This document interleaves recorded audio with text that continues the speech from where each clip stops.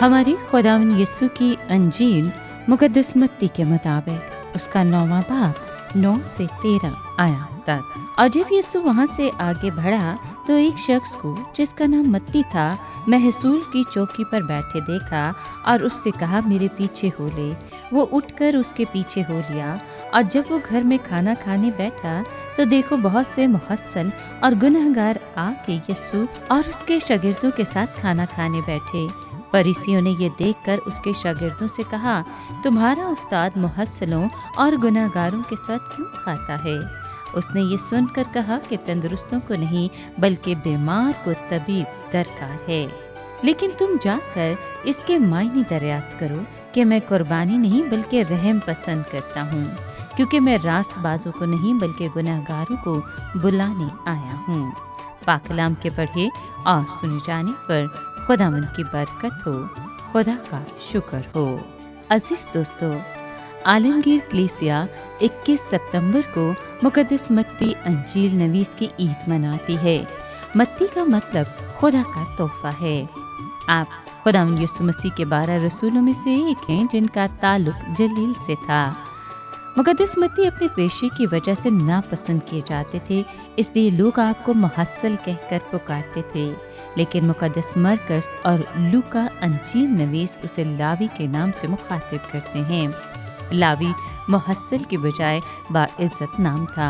मुकद्दस मत्ती अंजील नवीस अपने बारे में बहुत इख्तिसार से बयान करते हैं। और जब यीशु वहाँ से आगे बढ़ा तो एक शख्स जिसका नाम मत्ती था महसूल की चौकी पर बैठे देखा और उससे कहा, मेरे पीछे हो ले। वो उठकर उसके पीछे हो लिया।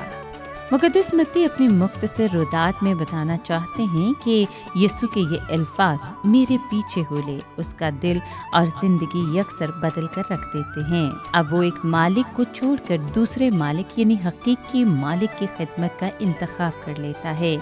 यीशु के अल्फाज और उसकी पुररहम निगाह उसके दिल तक असर करती है और यूं वो अपना सब कुछ छोड़कर मोहब्बत के प्रचार यानी यीशु की अंजील और उसके जिंदा होने की गवाही की राह पर निकल पड़ता है।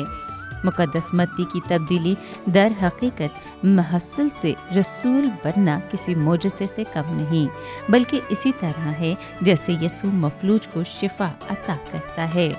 लिहाजा मुकद्दस मत्ती का यीशु का पैरो बनना भी एक बहुत बड़ा मौजज़ा है जो हमें याद दिलाता और ख़ास पैगाम देता है कि ये मौजज़ा हर उस इंसान में दोहराया जा सकता है जो शागिर्द की मानद यीशु की आवाज़ को सुनता, कबूल करता और उस पर ईमान लाकर अपना सब कुछ तर्क करके उसके पीछे हो लेने का बड़ा फैसला करता है। मुकद्दस मत्ती अंजील नवीस की ईद हमें दावत देती और बावर करवाती है कि खुदावंद रास्तबाजों को नहीं बल्कि गुनहगारों को बुलाता और उन्हें खास मिशन के लिए भेजता है।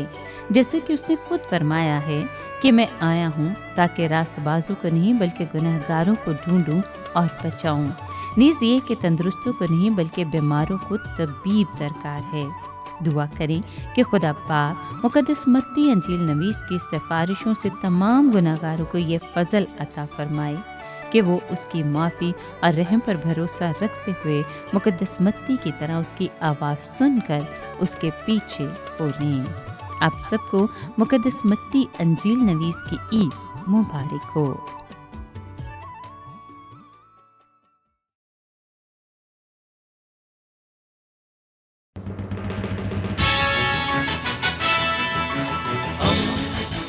दोस्ती का पैगंबर रेडियो वेरितास एशिया